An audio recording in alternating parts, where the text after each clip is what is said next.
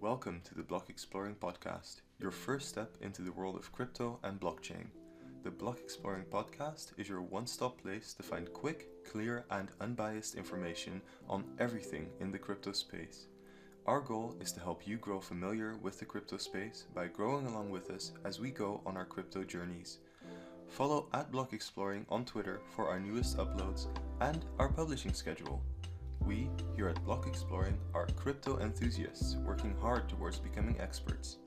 Today's podcast is presented by co-hosts Tommy and Elias. Find us on Twitter under @SabaiSquared and @BatokoCrypto. Right now you can find us on Spotify and YouTube. Before we start the episode, we would like to inform you that we are not financial advisors. Therefore, nothing said in this podcast should be considered financial advice. Always contact your financial advisor before making any investment. With that said, sit back and enjoy today's podcast. What's up, Block Explorers? Welcome to episode 5 of the Block Exploring podcast, News Bytes. Today we'll be talking about the imminent altcoin season, some DOGE Mania, the institutions versus DeFi, and some talks about regulation. Now let's kick it off with the imminent altcoin season. Tommy? Yeah, hey Block Explorers. Hope you're doing all well, Hope you're all ready for altcoin season. Yeah, are you excited for that, Elias? I'm pretty excited for it. Yeah, I think it's pretty exciting. We might be in the midst of it by now, but by a lot of accounts, it's imminent, right around the corner type beat, coming very soon. It seems like people, need to strap up and get ready for this altcoin season. And a lot of people are sort of saying that it's around the corner because the altcoin market cap just flipped its previous cycle high. And the last time this happened, the market gained 27,000%, which is a pretty insane when this last happened in 2017. It's not to say that this is definitely going to happen, this cycle or whatever, but there's a potential, and there tends to be an altcoin season every bull cycle, and we might be, near that. It might be happening. That's true. And especially with kind of the poster boy of the altcoins being Ethereum, if you can consider it an altcoin. It's interesting to see how much that shot up. Yeah, it's pretty interesting to see how that shot up and how that kind of carries other altcoins as well. You see so much more trust being put into, smaller projects, and it's definitely also something that a lot of people are getting duped out of. I read an article about something, I don't recall the exact name, but it was one of those, exit schemes that happened recently. It was pretty large. Damn. Because it's getting close to altcoin season and scammers are feeling this as well. So, keep your eyes peeled. Yeah, people be careful. We always say this, people be careful, but you're right. ETH is super bullish at the moment. With the London hard fork coming up, I feel like, ETH is on some bullish momentum at the moment. And with Bitcoin sort of staggering dominance at the moment, we can see it's just, stagnating around the 50K, 53K mark. Yeah. A lot of that money is, I think, being funneled into altcoins, and which is pretty exciting for the space in general and for other projects. People have been holding bags for a long time, so it'll be nice to see some massive gains for, others in the space, other projects, and yes, help spur that development. That's true. And there's also a lot of development happening within the altcoin space right now. Just a lot of projects coming up with new major updates and revisions. And it's just, it's kind of the perfect combination of new influxes. And you can see indeed what you said about Bitcoin. A lot of Bitcoin was brought to the exchange. So that means that swaps are happening. Bitcoin's getting cashed out, that kind of stuff. So yeah definitely. Would you have any tips, when for people who are looking into altcoins, what they can sort of look out for and what they should keep in mind when, looking into an altcoin to buy into? I think it depends. There's two moves that I do. you have short term and long term, right? That's the main two that I Right. use. Short term, I'd say look at something with a lot of updates coming, with a good solid team, with a bit of a track record. Hopefully, if they work through like the bear market, that tends to be like a nice like a nice suggestion towards how committed they are to the project, and invest in something like that, I would say. Because that will get a lot of initial hype, especially during like like the momentum the altcoin sector has right now. And then for long term, it's really about, personally, I look at like the battle of the chains that's going on right now. So like Ethereum competitors, Ethereum itself. I think the interoperability is like a big thing that needs to be kind of fought over. Who's going to be the provider of this, and that's why I look into kind of larger altcoin projects in like the top 10, top 20 for like really holding long term. Examples are like Cardano. And then right now I've been looking more at tokens that have like an easy use case, something like a Litecoin, something like a Bitcoin Cash. You've seen them fly up. I was tweeting about it, reaching all-time highs like Litecoin. And these kinds of tokens have a real use, but they have like an easy operability for transactions. And that's why I kind of say look at those projects for long-term investments. The more the space becomes like usable, the more it becomes like widely accepted, the more these tokens I think will have value and actual use. Right. How about you, Tommy? Well, yeah, I think that's great advice. And in general, I just, like to advocate for people to do their own research and also invest in things that they're interested in, like find their niche that they're interested in the space, and like, get behind projects that they can really, understand and get behind. And like you just said, do your research in terms of the team and their track history. That's really important. And in terms of how I like to invest in the crypto space, I try to stay away from projects that kind of base themselves as like currencies, and that's their sole purpose. I mean, I know that's a lot of coins that fall into that category, and that's totally fine for people to jump into those things. But the projects I tend to be interested in are projects that are networks, that have a wide range of use cases and capture value at the network level. So, for example, let's say, in Web 2.0, the value capture is in the projects that are built onto the internet, right? The internet itself doesn't make money. Facebook makes money, and other companies make money that are built on the internet.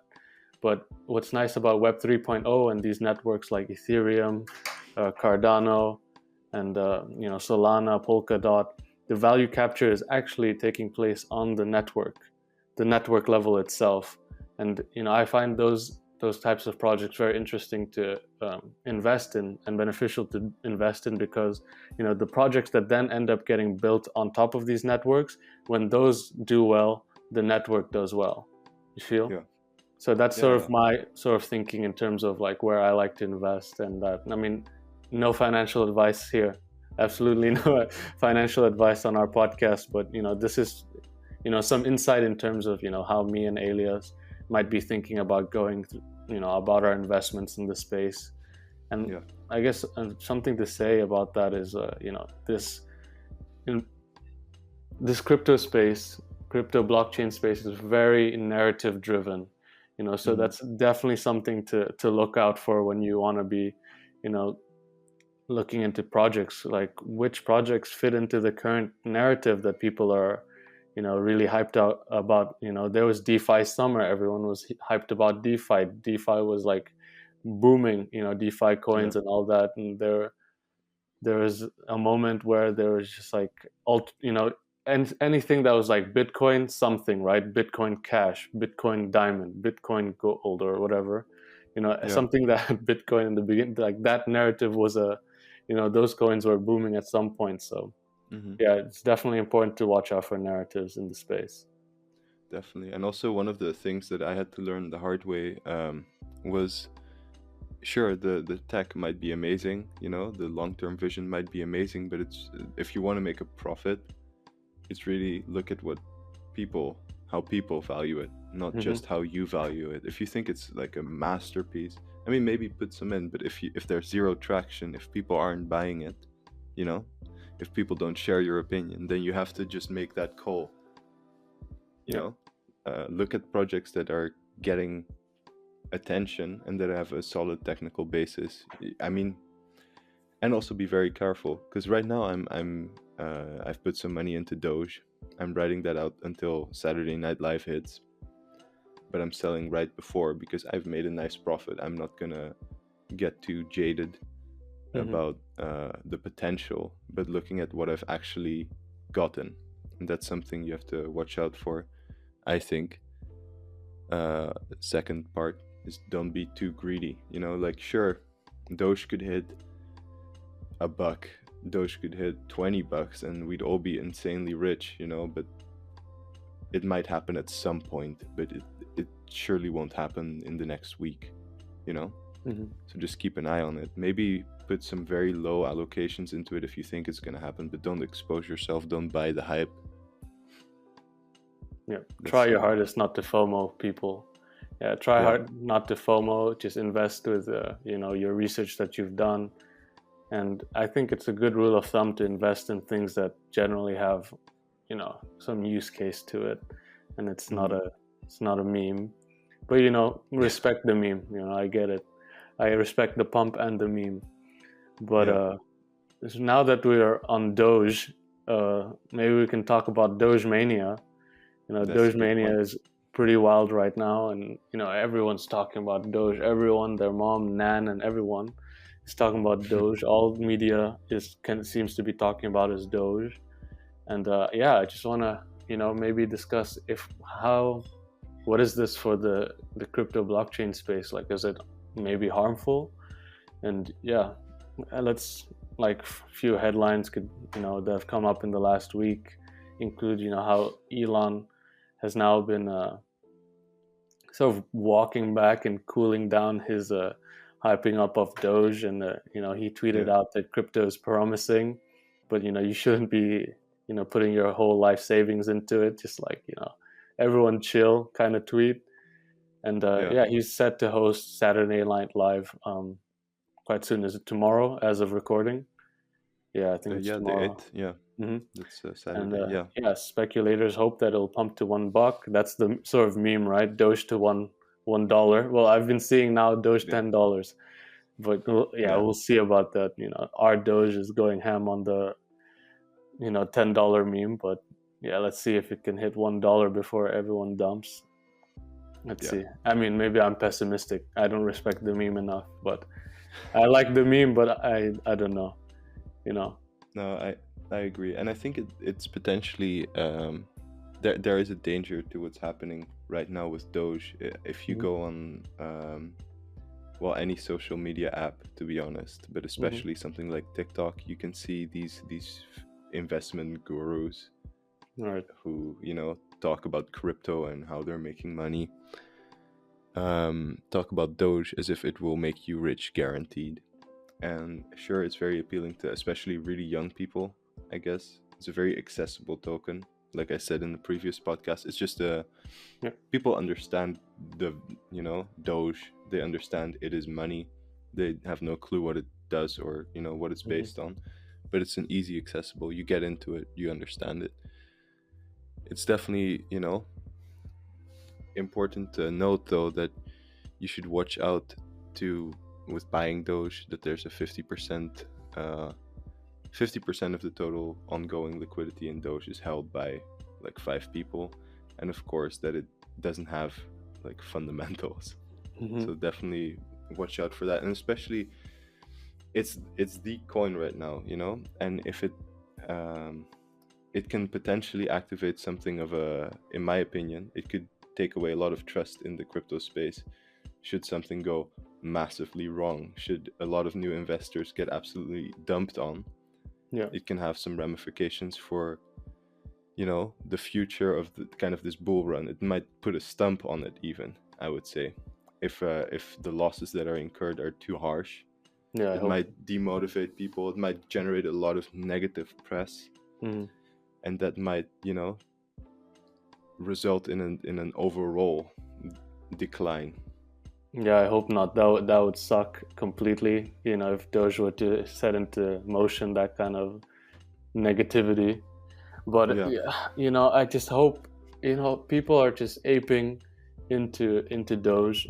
Putting a lot of money into Doge, and new investors even. People who don't usually invest. They think Doge is a quick buck.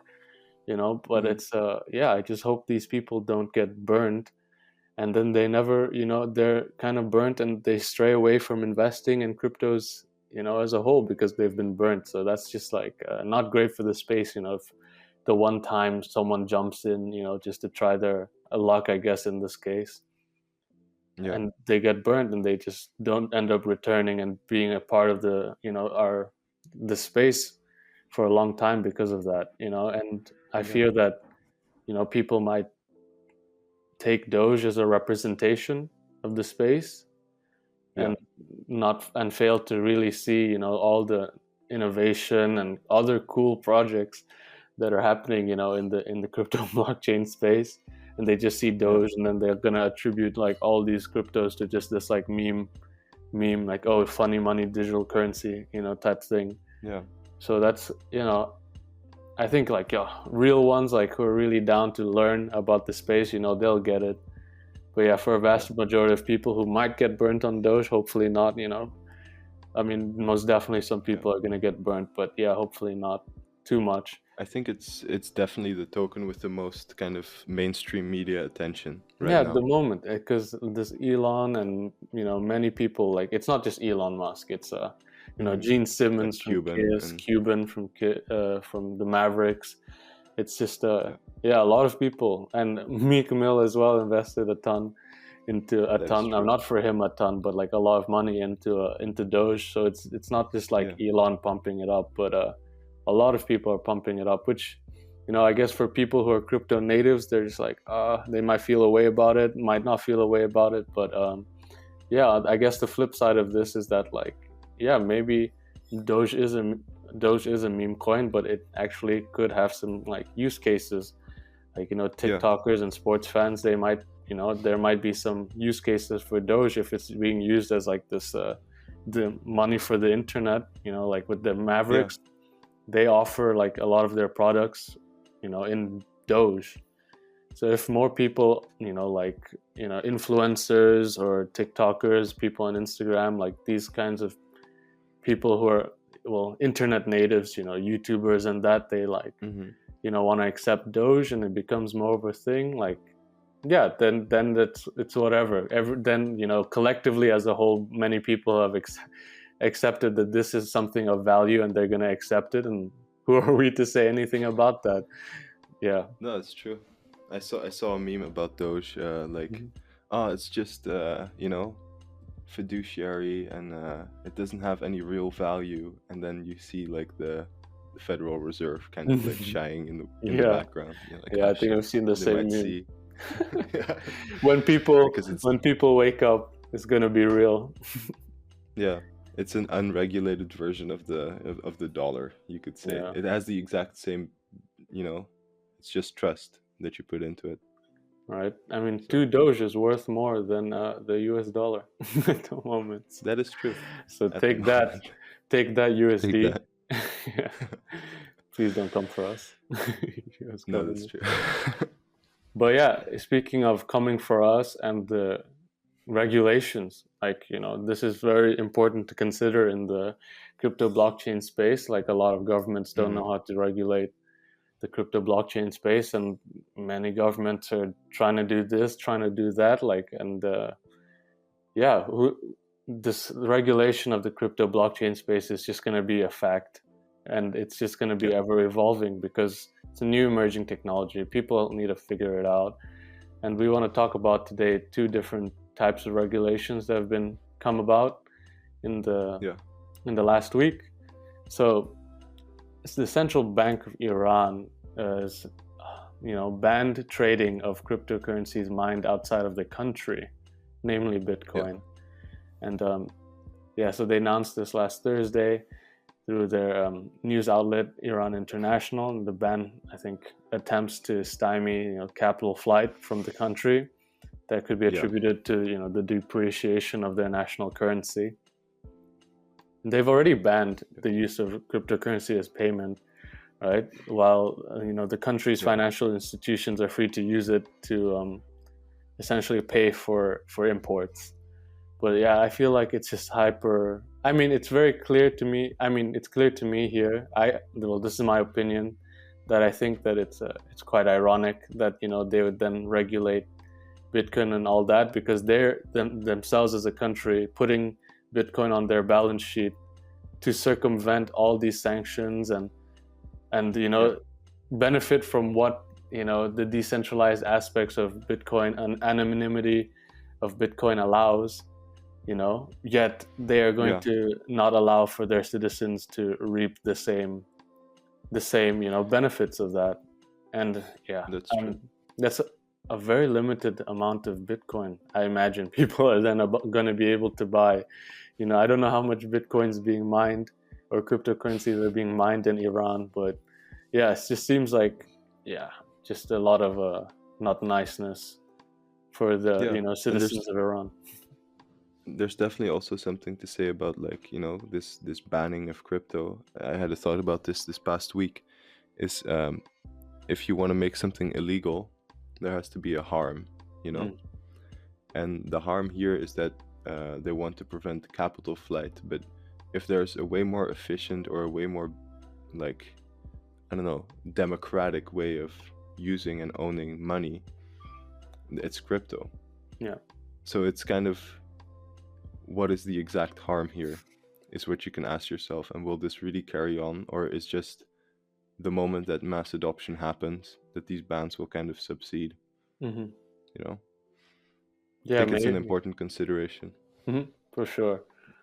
And I don't know if this just plays into governments regulating crypto and blockchain in a way that they can extract the most benefit from it, whilst trying to micromanage how they might lose from it.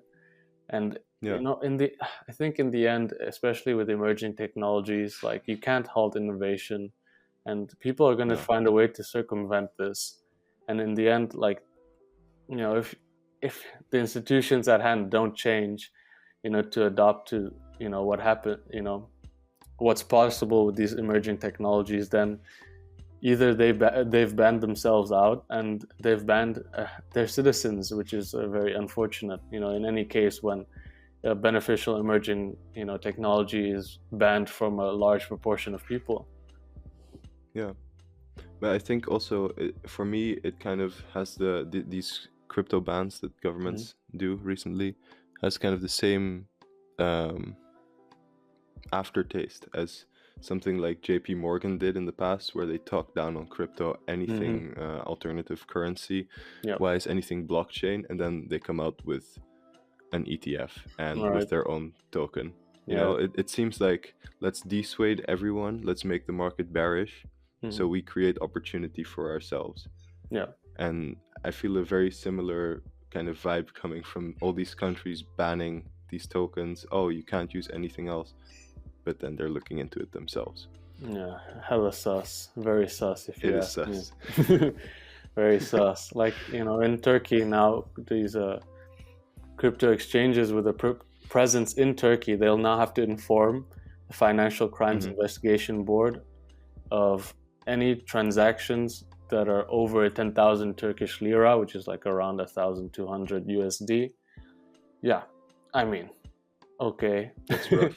Okay. I mean, which is weird. I mean, a lot of crypto transactions are of, around that amount. People trying to, a ton of money gets moved through crypto exchanges. And I'm sure in crypto exchanges that have a presence in Turkey. And it's just they're trying, I feel like a lot of these bans touch upon trying to,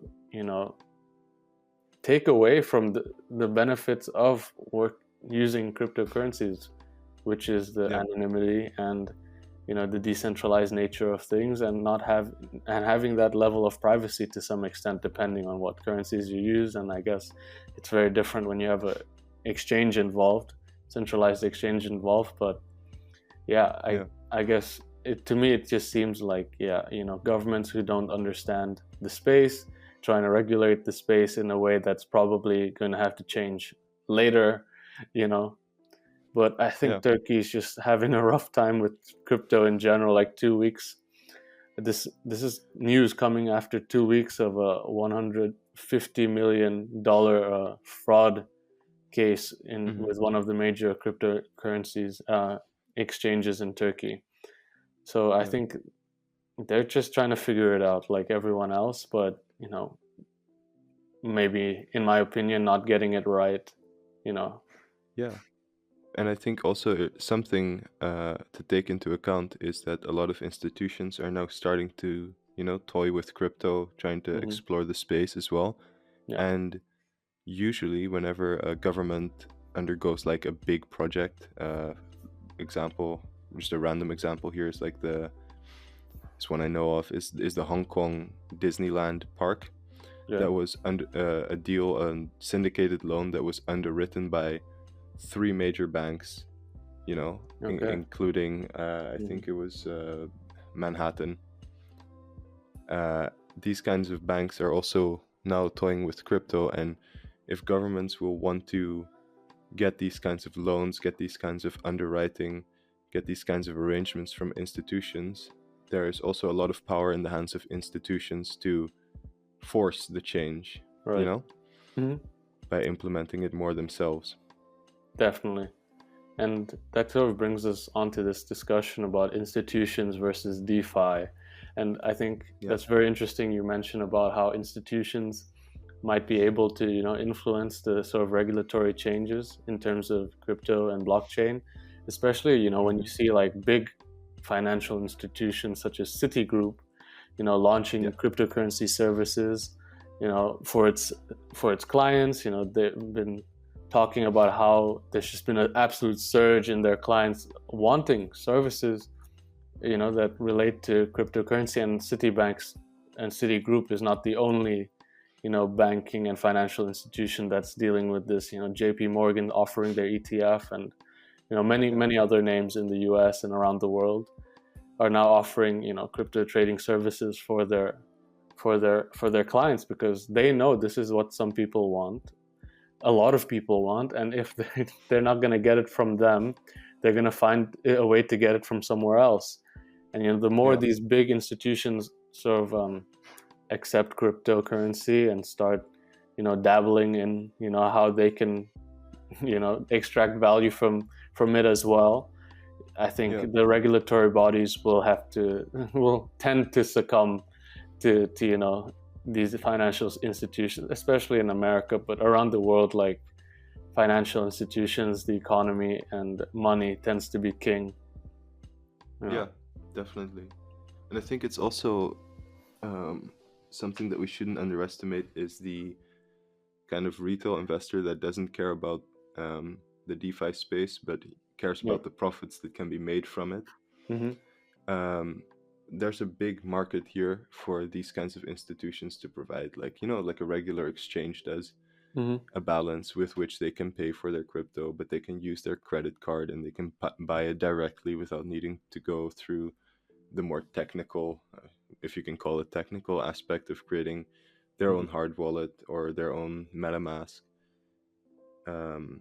where people who aren't as deeply invested into the crypto space and don't per se see the future in it, but just see the profits they can take from it as a major opportunity and as the main reason they're in it. So it's definitely something that the institutions will play into, I think. And that's this kind of the greed of the new investor. And I think that's where the main money for them will be, because the people who believe in DeFi, they will not, it's like a person who doesn't believe in the education system going to a teacher for advice.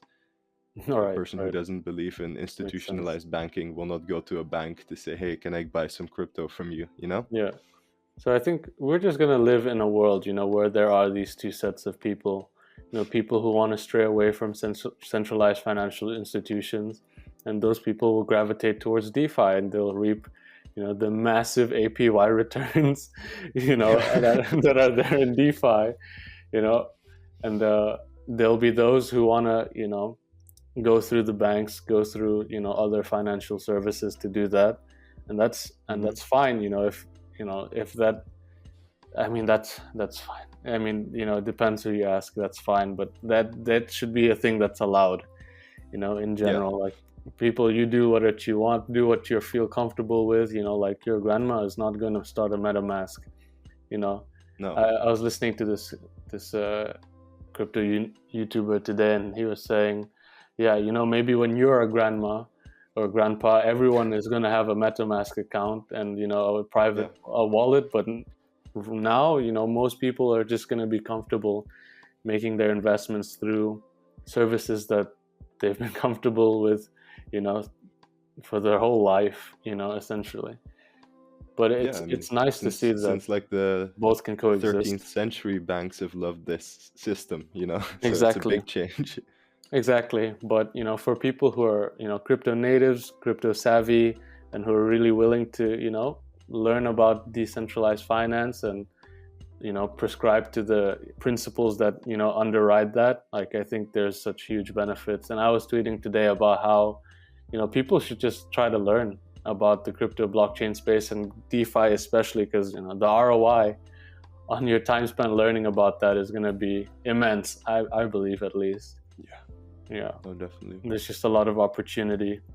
But I think that's all that happened in this week. I mean, so much more happened in this week, but there's only so much, we can talk about, in this time frame. Let us know if you guys like longer time frames, but, we'll see if we can make that happen. We're always open to feedback. You should let us know. Connect with us on social media at Block Exploring on Twitter, on Instagram as well. Elias is at Otoku Crypto on Twitter, and I'm at Sabai Square on Instagram and Twitter as well. So have a good week and keep block exploring. Yep, take it easy.